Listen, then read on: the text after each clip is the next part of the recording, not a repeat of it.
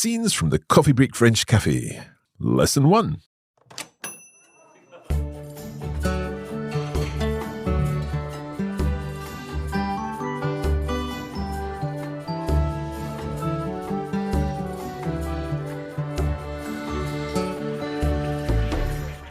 Bonjour à tous et bienvenue. Moi, c'est Marc. Et moi, c'est Hélène. Comment vas-tu, Hélène? Ça va super, et toi? Super, super. Et très content aujourd'hui parce que ceci est un nouveau podcast, une nouvelle série, n'est-ce pas? Oui, et c'est ma première fois dans un podcast aussi, donc je suis contente de commencer. Bienvenue et bienvenue à tous nos auditeurs.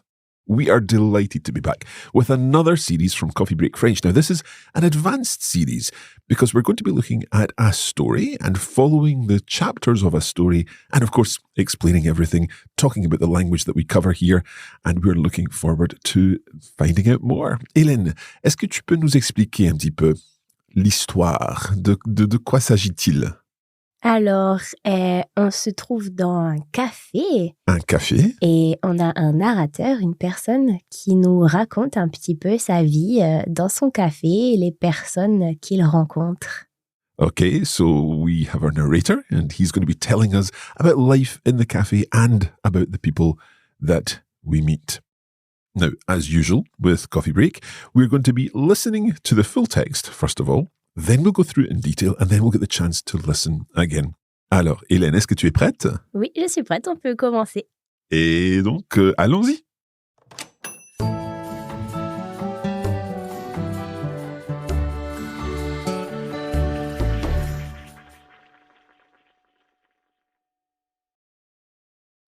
Scenes from the Coffee Break French Café.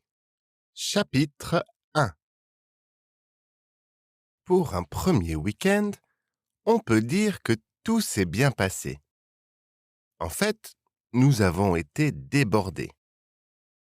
De plus, les vacances de Pâques commençant juste, plusieurs jeunes sont venus s'installer en terrasse pour prendre un pot au soleil. Certains commerçants du village sont venus déjeuner, ainsi que quelques familles avant ou après un petit tour de corniche. Tous étaient unanimes pour dire que nos galettes et nos crêpes étaient excellentes. Tant mieux. Ça fait toujours plaisir et c'est rassurant, car ce n'est jamais évident, à l'âge de 30 ans, de reprendre un café que j'ai connu toute ma vie, étant natif de ce village. J'espère que Chez Nico aura le même succès. Je croise les doigts. Romain est passé pour savoir si la clim marchait bien.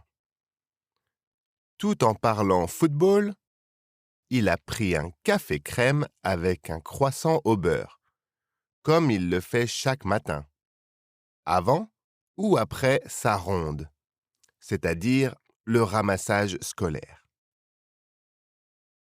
Le reste du temps, il est taxi.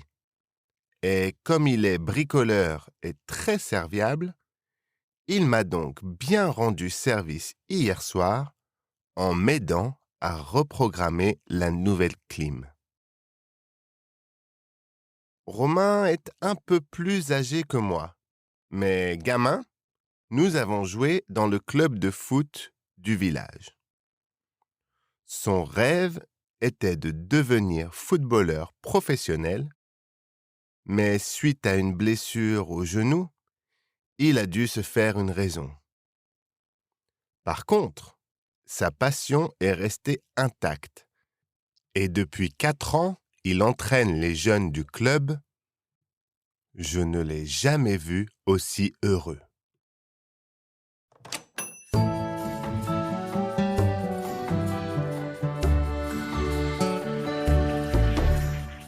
Très intéressant. Really enjoyed listening to this first chapter of our story. Hélène, est-ce que tu peux nous expliquer ce qu'on va faire maintenant? Alors, on va voir un peu le texte phrase par phrase et on va discuter un peu de la grammaire et du vocabulaire. Super. Et si, par exemple, il y a des mots intéressants, On peut donner d'autres exemples, on peut les expliquer et on peut en parler, n'est-ce pas? Bah oui, tout à fait. Parfait. Alors, est-ce que tu veux commencer en lisant la première phrase? Allez, c'est parti. Pour un premier week-end, on peut dire que tout s'est bien passé. Okay, let's think about what this means then. Pour un premier weekend, for a first weekend, so it's obviously just the opening of the café for the first time, or perhaps the first time this season or something like that. On peut dire que tout s'est bien passé. On peut dire. How would we translate that into English? It could be said that, or you could say that. Exactly. And we're using the on form of the verb. Literally, we're saying one can say that. If we were translating this literally from French, one can say that. On peut dire que tout s'est bien passé. That everything went well. Now, that's an interesting verb there, se passer.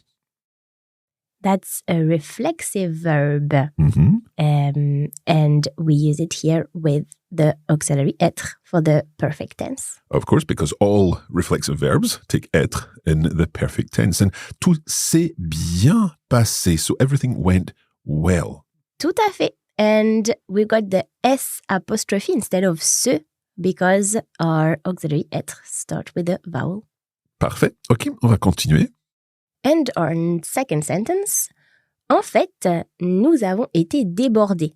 I love this word because I always think it sounds like exactly what it is. We were filled to the brim, and actually so much so... That it overflowed. It overflowed. So débordé. When water débordait from a glass, it means it overflowed.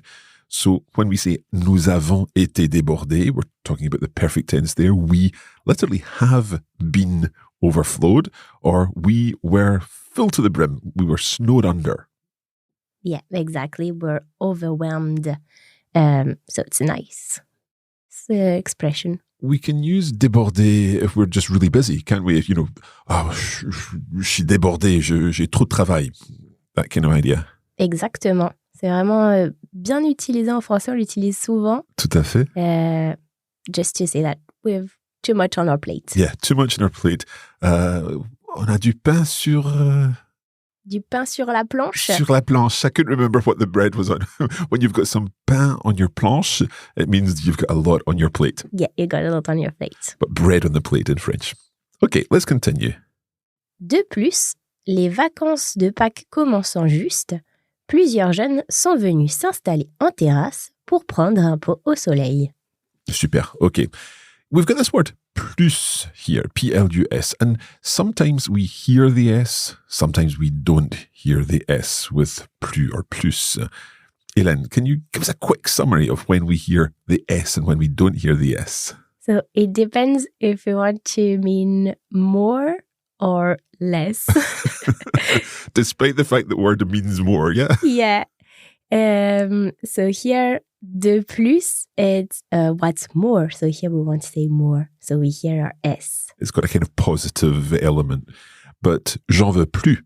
I don't want any more. So here we're meaning no more. No more. Then we don't pronounce the S. Super. Okay.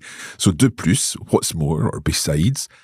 Les vacances de Pâques commençant juste. This is interesting because we see the gerund here, commençant. Yeah, and that's from the verb commencer. Mm-hmm. And to form the gerund, it's quite easy actually. You take off the ER for the ER verb and you add ANT. Yeah, so that's A-N-T. A-N-T. And something funny happens with commencer. Yeah, it's we have what we call the cedilla, the C with a little squiggly thing underneath. And that's because of the pronunciation, just so that it sounds sans and not quand. Exactly. So we keep the pronunciation of the commencer with commençant by putting that cedilla under the C. Commençant juste. And it's funny because here we're seeing the gerund form, or the present participle form, and we're using it to be a little more succinct, in a sense, in French. In English, we probably would have to say something here like, besides, given that the Easter holidays were just starting, but in French we can just say, the Easter holidays just starting, comma, and then the result of that. So it's nice and succinct. I like it. Yeah, it's to keep it shorter. To keep it shorter and to also keep it a little more sort of literary in a sense. It sounds nice when it's read like that, when it's written like that. Yeah, that's true. It does sound a bit more posh to say that. A bit more posh. But it's actually just a regular form to use. Tout à fait. Okay, so given that the Easter holidays were just starting, les vacances de Pâques commençant juste, then we hear... Plusieurs jeunes sont venus s'installer en terrace. So several young people, or a number of young people, sont venus s'installer en terrace. They came to sit on the terrace, or to have a seat, to settle in on the terrace. So here we've got the perfect tense with venir, sont venus, and that's one of the verbs that needs the auxiliary être to form the perfect tense. Tout à fait. So several young people came to sit on the terrace pour prendre un pot au soleil, to have a drink in the sun. Yeah, and prendre un pot, that's a nice expression for to have a drink, or we could just say boire un verre or boire un coup. Boire un coup, boire un verre. Très bien, ok. Let's continue. Certains commerçants du village sont venus déjeuner ainsi que quelques familles avant ou après un petit tour de corniche. This conjures up quite an image, I feel. And it perhaps gives us a little indication as to where the action is taking place, because we have the mention of the corniche. Now, corniche is not to be confused with cornichon. Non, c'est vrai. Les cornichons, c'est bon pour le pâté, Ouais. mais la corniche, ça n'a rien à voir. C'est a cliff or a ledge, so it means that we're by the sea. By the sea, yeah. So very often you have the corniche, which goes along, you can walk along or drive along the corniche. I'm thinking particularly of the moyenne corniche and the haute corniche and the basse corniche, I think, down in the Riviera. Oh, yeah, I've never been. But yeah, the one I think is Étretat Okay. in Normandy, where I come from, like very high cliffs. Yeah. You can't drive just at the edge, but you can walk it. So it's very beautiful. Yeah. So the mention of corniche, and I should also say cornichons are gherkins? Yeah, gherkins, pickles. Pickles, yeah. Yeah. But they've got nothing to do with corniche. No, nothing to do. Perhaps you find them in Cornish, I don't know. Anyway, certains commerçants du village, so some of the shopkeepers, some of the shop owners from the village, sont venus déjeuner, they came to have lunch, ainsi que quelques familles, as well as, and ainsi que is a great phrase for meaning as well as, in addition to, quelques familles, some families, avant ou après un petit tour de corniche, before or after a little tour of the corniche. Let's look at one thing. We had in the previous sentence, plusieurs jeunes sont venus s'installer. So they came to settle in or to sit on the terrace. And here we've got certains commerçants du village sont venus déjeuner. They came to have lunch. Now, one thing that we need to remember here is we can use venir and then follow it immediately with an infinitive. We don't need to say sont venus pour déjeuner. We could say that, but that's kind of conveying more of a meaning that was the exact purpose of them coming.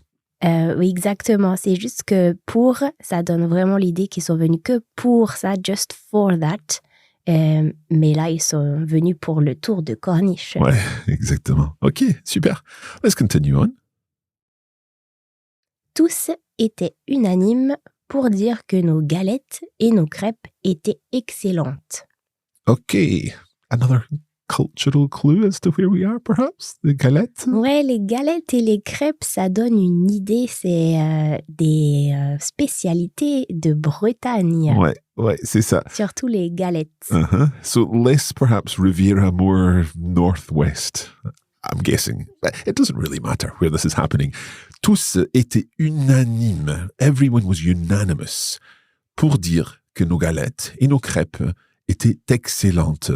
So everyone was in agreement. Everyone agreed that our galette and crêpe were excellent. So a good review already for TripAdvisor for the café. Exactement. Et est-ce que tu as déjà goûté des galettes? Oui, plusieurs fois en fait, surtout en Bretagne et en Normandie aussi. Ouais, c'est vrai que c'est très bon. Ça ressemble un peu à des crêpes, mais la recette est différente. Ok. À la place d'utiliser de la farine de blé, on utilise la farine de sarrasin. Oh, alors ça c'est nouveau pour moi. Je ne connais pas ce mot, sarrasin. Le sarrasin, c'est buckwheat. A buckwheat, okay. So you don't use normal flour, you use buckwheat instead for galette. Exactement. Et c'est pour ça qu'elles n'ont pas la même couleur. Elles sont un peu plus foncées. Ouais, exactement. So they're a little darker, but I guess very similar, still a similar process, but just made with buckwheat. And also galettes are more savory. Oui, exactement. C'est plus, on va mettre plutôt du jambon, du fromage. Oui, et pas de la confiture. Exactement. Pas de crêpes, confiture ou quoi que ce soit. Ouais, tout va. Tout va. Okay. The next mini sentence, the next part of the sentence here is nice. Tant mieux. Tant mieux. It's a great expression, and it has different meanings because it can be used in different situations. Normally to express happiness or relief about something. Here we could possibly translate it as so much the better. Yeah, well, that's so good. Yeah, so good. Okay. How else would we use tant mieux? Can you give us another situation in which we would hear tant mieux? For example, if you just had your exam and you thought that you failed, but you get your result and you passed, then you can say tant mieux. Tant mieux. Would I be right in saying then that there's an element of relief there as well? So perhaps Chez Nico, they're relieved about the fact that things have gone well in their first day. Yeah, the relief and that they're happy that it went well. Okay, and we go on to hear a little more about this. Ça fait toujours plaisir et c'est rassurant car ce n'est jamais évident, à l'âge de 30 ans, de reprendre un café que j'ai connu toute ma vie étant natif de ce village.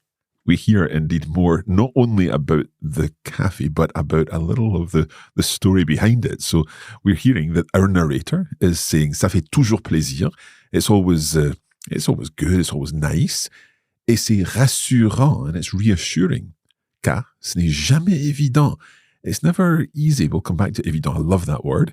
À l'âge de 30 ans, at the age of 30, de reprendre un café, to take again, literally, to take responsibility for a café que j'ai connu toute ma vie, that I've known my whole life, étant natif de ce village, being a native of this village.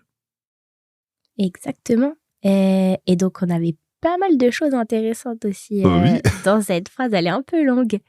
Donc, il a 30 ans. On vient d'apprendre qu'il a he's 30. Et il reprend un café. He's taking over coffee. Et il est natif du village. Être natif d'un endroit means you're born there. Exact. And then we've got that lovely word, évident. Literally means evident. Of course, it means the same as evident or obvious. But when we say, c'est pas évident, give us a little more about this, Hélène. Yeah, exactly. It's more like with a negation, it's not easy or not straightforward. It's a bit tricky. Mm-hmm. I've seen when people are struggling with something, maybe they're trying to work something out, or when I'm sitting in front of a spreadsheet and someone comes up to me and they'll say, "How's it going?" I'm like, "Bah, c'est pas évident tout ça." It's not straightforward, all of this, because spreadsheets are not my forte, let's say. Okay, so we've got a little more of this idea of what's happening in the story. Let's just finish this paragraph. J'espère que Chez Nico aura le même succès. So I hope that Chez Nico, which is the name of the cafe, will have the same success. Here we've got espérer que, to hope that. And when we see a verb followed by que, sometimes it causes a little worry. Sometimes we might think, okay, what kind of verb are we going to follow espérer que? Now, In other languages, we might be thinking about a subjunctive, but in French, we do not need a subjunctive. However, we need to be careful. Hélène.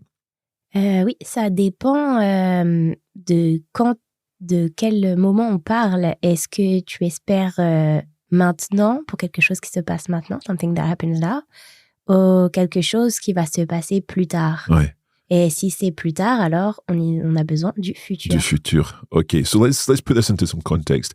Hélène, you've just flown back to France. You phone us and you say, yeah, I'm back in France. And I want to say to you, I hope the weather's nice today where you are. Yeah, so that's present. That's something that's at the moment you're hoping. Donc, j'espère qu'il fait beau. J'espère qu'il fait beau. Present tense, qu'il fait beau. Exactement. But you tell me that you're going to the cinema with your friend tonight, and I want to say, I hope you like the film, or I hope the film is good. Now, crucially here in English, we can use a present tense, but in French, because it's something that's going to happen in the future, then we need the future. Alors, j'espère que tu aimeras le film. I hope you like the movie. Ou j'espère que le film sera intéressant. Ouais, exactement. Super. So just watch with espérer que. We need a future tense if we're thinking about something that's not happening right now. The one other word I wanted to mention is the word for success or luck in a sense. And that is? Succès.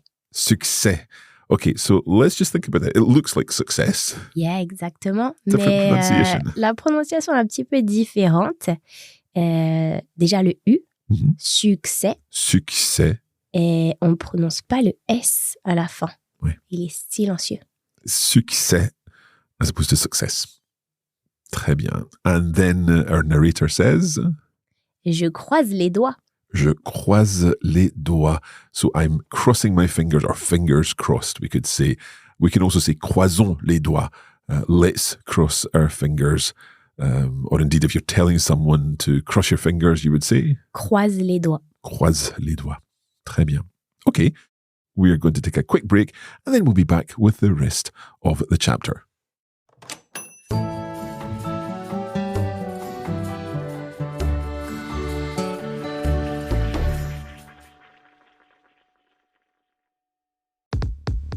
In each episode of the Scenes from the Coffee Break Café podcast, you'll enjoy listening to the story and our discussion of keywords and phrases from each chapter. But what if you could explore the language even further and take your learning to the next level? That's where the Scenes online course comes in. For every chapter, you'll get comprehensive lesson notes, a video version of the reading, exercises, vocabulary, and even spotlight videos that help break down the key expressions and grammar points with additional examples. It's the perfect way to deepen your understanding and get even more from the story. To access this wealth of learning resources, visit coffeebreaklanguages.com/scenes.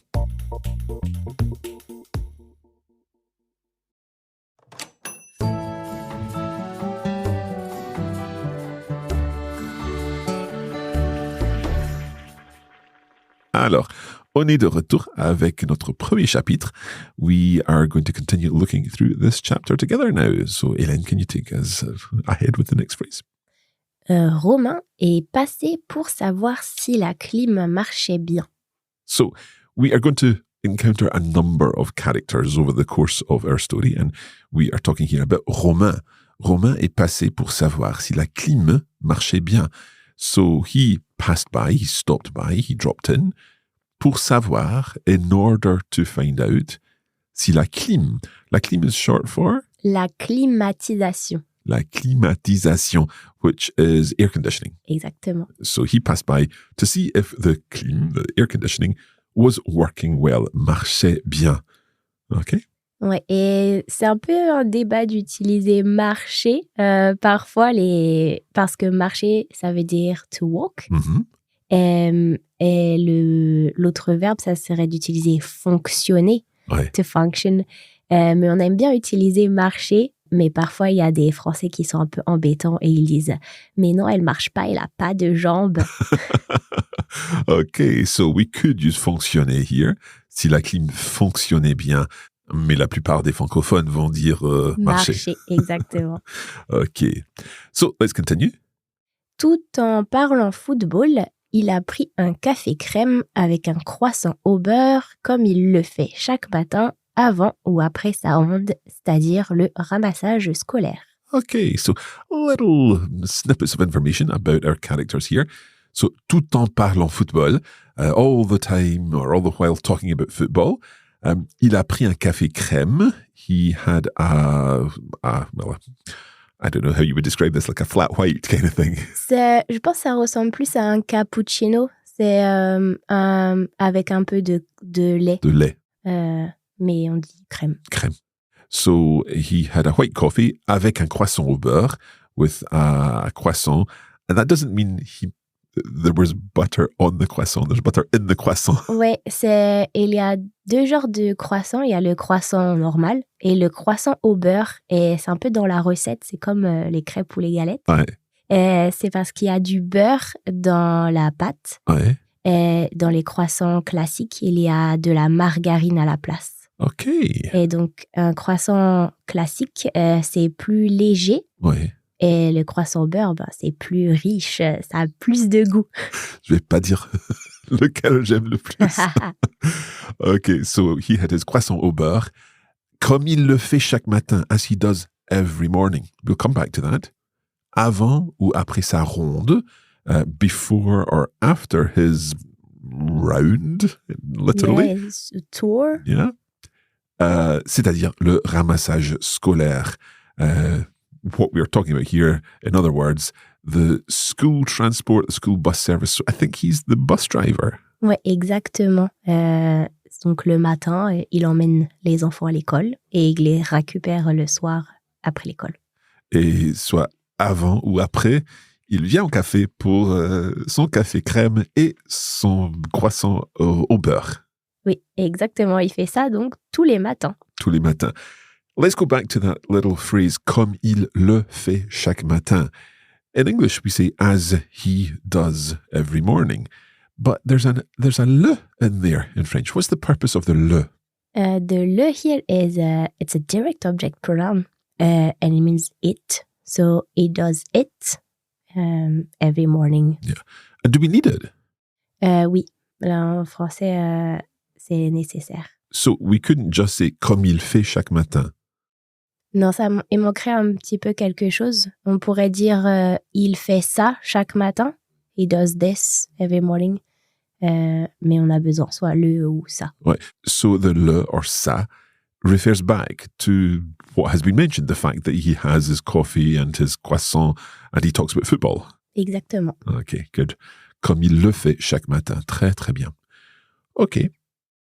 Le reste du temps, il est taxi et comme il est bricoleur et très serviable, il m'a donc bien rendu service hier soir en m'aidant à reprogrammer la nouvelle clim. OK. He is a jack of all trades. Ouais, un petit peu, il fait beaucoup de choses, je crois, c'est Romain. Yeah, so Romain, obviously a character, I think, in the village. Ouais. Le reste du temps, the rest of the time, il est taxi. Now, obviously, taxi is the word that you refer to the car itself, but when you talk about a taxi, you also talk about the driver of the taxi. Oui, exactement. I'm thinking of Joe le Taxi, a song from my from my teenage years. You probably weren't born, Hélène. Non, mais c'est quand même très connu. Je connais aussi Vanessa Paradis. So Joe le Taxi was Joe the taxi driver. Here we've got Romain le Taxi. So he's a taxi driver. Et comme il est bricoleur, and he is someone who does DIY, ouais, exact. Le bricolage, est très serviable, and he's always very obliging, he's helpful. Il m'a donc bien rendu service hier soir. He really did me a big favor yesterday evening en m'aidant à reprogrammer la nouvelle clim, helping me to reprogram the new air conditioning. Très bien. Wow, okay. So, have you got anything to share about all of that? Je dirais pour bricoleur, ça c'est le masculin. Ouais. Et donc féminin, ça serait une bricoleuse. Bricoleuse. So, again, someone who does DIY or odd jobs And so are we talking about someone who does DIY in the sense of just they like doing DIY, they do little jobs, or perhaps they help out other people with DIY jobs? Bricoleur, ça peut être un peu des deux, soit pour soi-même ou aussi aider les autres. Ouais. Moi, mon papa, il est très bricoleur, il fait beaucoup. Il a fait presque tout le bricolage dans ma maison et il fait aussi pour des amis, il les aide un peu quand ils ont des choses à réparer. Ouais, mais pas à titre professionnel. Non, sinon, pour le professionnel, c'est plus des métiers plutôt spécifiques comme maçon, menuisier. Mais bricoleur, ça peut être un peu tout. Right, okay. Yeah. I guess in English we might use the word handy. When someone's handy, they're good at doing these little jobs around the house, these improvements and so on. Oui, comme un handyman. A handyman, yeah. Mais du coup, là, c'est plus ta profession. Ouais. Donc, en français, on dirait un homme à tout faire. Un homme à tout faire, ou une femme à tout faire. Ou une femme à tout faire. Très bien. Okay, well, let's continue on. Before we do, I just wanted to look again at that gerund en m'aidant à reprogrammer la nouvelle clim. So we've got aidant here from the verb aider, and earlier we saw commençant, starting, and this time it's helping. But when we combine it with the word en aidant or en m'aidant, it's by helping me or in helping me. Yeah, or ça dépend aussi avec quel verbe, mais ça peut être while. While, exactly. Yeah. En allant au cinéma, j'ai rencontré ma grand-mère. Exactement. Et là, du coup, aider, c'était aussi un verbe en ER, ER verb. Donc, c'est facile, on enlève le ER et on ajoute ANT. Mais si on a un verbe en IR, alors on ajoute ISS, ANT. Yeah. So, finissant, par exemple. Par exemple. Donc, if you're finishing something, en finissant. En finissant. So, while finishing something, I learned something else. I don't know. Ok, ouais, super. Ok, vas-y avec la prochaine phrase. Alors, Romain est un peu plus âgé que moi, mais gamin, nous avons joué dans le club de foot du village. Ok, so Romain est un peu plus âgé que moi. So he's a little bit older than me, mais... Alors, gamin, ça c'est un mot assez amusant. Ça veut dire enfant. Ouais. Child or as a kid. Yeah. Donc, when we were kids, Yeah. Nous avons joué. We played dans le club de foot du village. Et le club, c'est un mot qu'on a volé de l'anglais. C'est exactement le même. Et un club de foot, encore un mot anglais, foot. Mais nous, on l'utilise pour football. Ouais, c'est ça. Donc, on raccourcit, on enlève ball. Just foot. Foot. Okay, so as children or as kids, we played in the same football club. What I like about this, again, it's very written French, is the fact that we just use one word, gamin, and then put the comma after it. And then that represents when we were kids, or as kids, as children, nous avons joué dans le club de foot du village. It's very succinct. It's something that we can't do in English. We would need an as kids, at least. Ouais, donc plus de mots en anglais. Ouais. Et son rêve était de devenir footballeur professionnel, mais suite à une blessure au genou, il a dû se faire une raison. Le pauvre. Ouais, pas de chance. Ouais. Donc, son rêve, his dream, était de devenir footballeur professionnel. His dream was to become a professional footballer. Mais, suite à une blessure au genou, but following something, suite à une blessure au genou, following an injury to his knee, il a dû se faire une raison. So, tell us about that, because that's an interesting expression. Ouais, se faire une raison, c'est to accept or to come to terms with something, to resign oneself. Yeah, exactly. He had to do to himself a reason. He had to give himself a reason for resigning to the fact that he wasn't going to be able to be a professional footballer. Yeah, to make himself a reason. Yeah, okay. So, that's a little bit about Romain. Let's continue. Par contre, sa passion est restée intacte et depuis 4 ans, il entraîne les jeunes du club. Je ne l'ai jamais vu aussi heureux. Okay, so par contre, however, sa passion est restée intacte. So his passion, his love of football has remained intact, or has just remained indeed. Et depuis 4 ans, and since 4 years ago, or for 4 years, il entraîne les jeunes du club. He's training, or he has been training the young people in the club. Je ne l'ai jamais vu aussi heureux. I have never seen him as happy. Exactement. Donc, on a ne jamais. So, for the never, we need the ne with the jamais in French. Oui, tout à fait. There's actually a couple of interesting things here in the sentence. So, we've got depuis 4 ans, il entraîne les jeunes du club. So, for 4 years, he has been training the young people in the club. But of course, we could change this into a different structure and use ça fait. Yeah, ça fait 4 ans qu'il entraîne les jeunes. So we'll need a little que also if we use ça fait. Mm-hmm.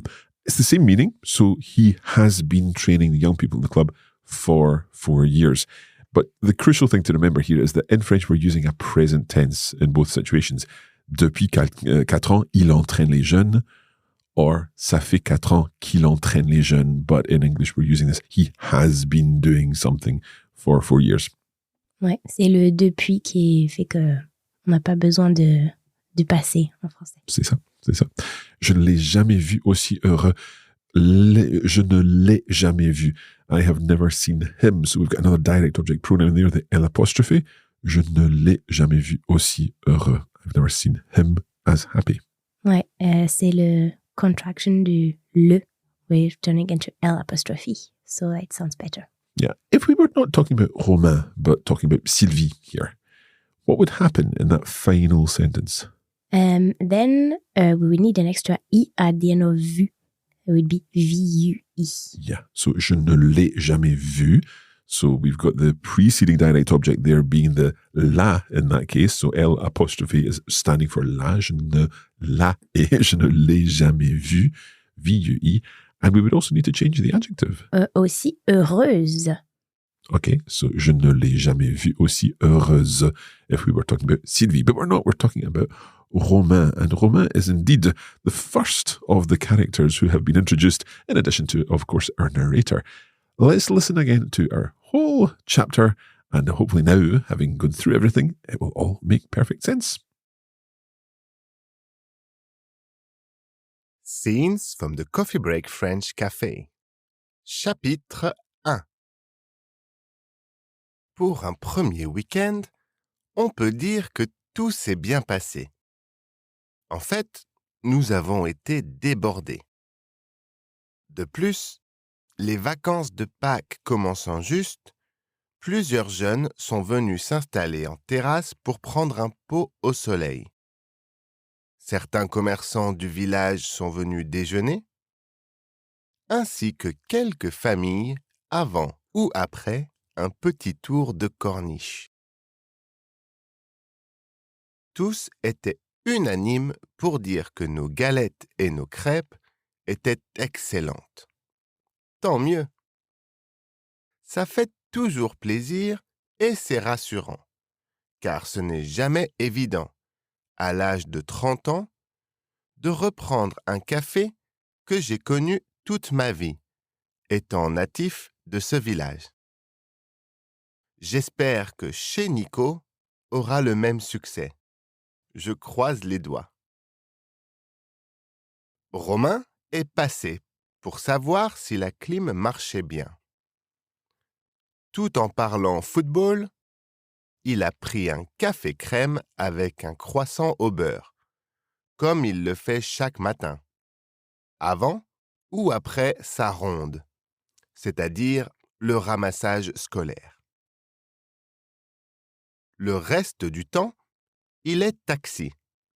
Et comme il est bricoleur et très serviable, il m'a donc bien rendu service hier soir en m'aidant à reprogrammer la nouvelle clim.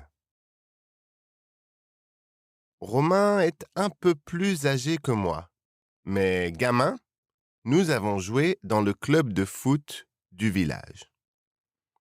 Son rêve était de devenir footballeur professionnel, mais suite à une blessure au genou, il a dû se faire une raison.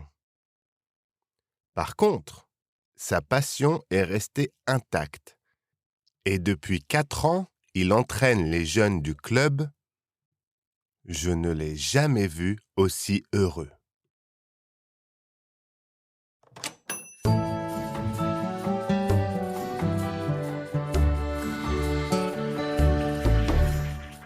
We hope that you've enjoyed this first chapter of Scenes from the Coffee Break Café, and there's lots more.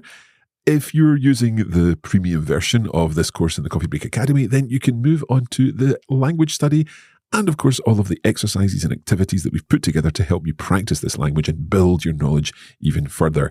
You can find out all about that at coffeebreakfrench.com/scenes.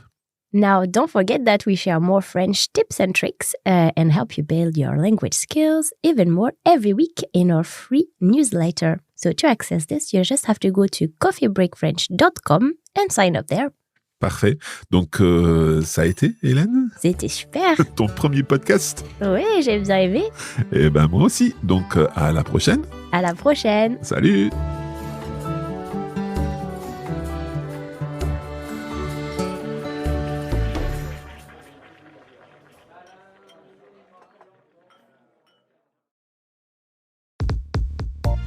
You have been listening to a Coffee Break Languages production for the Radiolingua Network.